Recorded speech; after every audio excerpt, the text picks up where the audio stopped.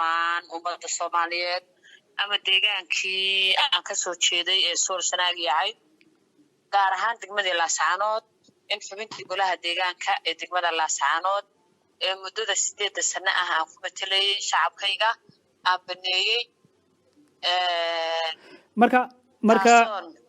xildhibaan maxaa kugu kalifay xilligan in aad ka tagto xubinnimadii golaha deegaanka ee degmada Laascaanood ee muddada 8 sano aad ka tirsaneed xasan oo mahadsan tahay walaalo waxay igu kalifay horta gobolka Sool ama degmada Laascaanood anigu waxaan ahaa xildhibaanadii golaha deegaanka ku metelayay Sool haddii ay tahay Somaliland walaalo arrimo siyaasadeed oo badan baa jira khalkhal siyaasadeed kursiga aan ku fadhiyo waxa aan ku metelayay shacabkii degmada Laascaanood ama SSC ba aan dhahay oo codkooda ay siiyay waxaad moodaa baryahan siyaasadii Somaliland sidii Muuse Biixi u yimi in khalkhal siyaasadeed dalka ka jiro oo shacabkii iyo xukuumadii ay si kala fogaanayaan mar ka dambaysa mar walba anigu waxaan ku hadlaa afka ama dareenka shacabkayga oo aan iyaga ka metelayo waxaan ku qasbanahay wixii ay doonayaan iyo wixii ay diidan yihiin bayna anigu ahay mikrofoonka shacabka taasina ma suurtoobayso in qofku isagoo ku fadhiyo codkii shacabka uu hadlo kama suurtoobayso maamulka Biixi marka waxaan go'aansaday anigoo banaanka ka jooga oo xubintii lagu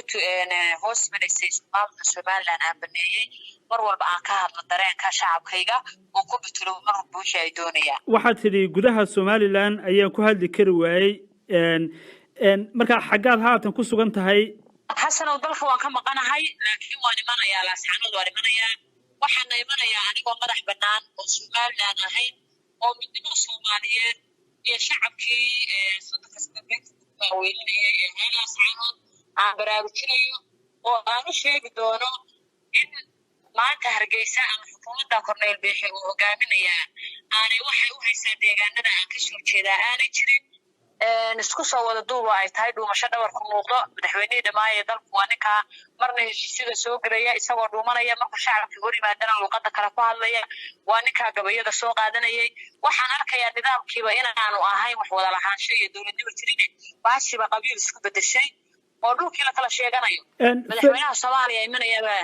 baa la yidhi Hargeysa xasan oo ku dhameeyo waa arkaysay dadka boqolkiiba 60 waxa lagu hadlayay cunsuriyadii hal qabiilaysan bay ahayd marka waxa door biday oo go'aansaday anigoo metelaya dadkaydii iyo deegaamadaydii Somaliland aan ku dulmanahay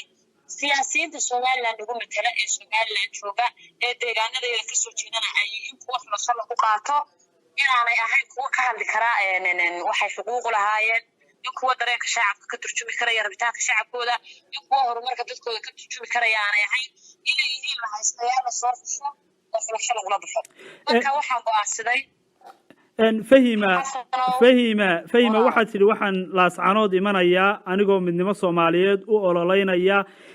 ma xagga dowladda federaalka ayaa lagaaga gacan haadiyey oo dhinacaas ayaad hadda u janjeedhaa maya walaalo anigu dowladda Soomaaliyeed maan arkinin kumana aanan garaadsanin burburkii baan ku garaadsaday burburkii dabadiisii baan dhashay dowladda Soomaaliyeed ma arag federal ismaan arag dareenkayga ayaa siinaya maadaama aan anigu damiirkayga ayaan ku socdaa ma aan arkinin anigu dowladda Soomaaliyeed ma aan arkinin caafimaad ma aan helin waxbarasho aniga ayaa go'aansaday inaan midnimo Soomaaliyeed oo danta shacabkayga ay ku jirto calanka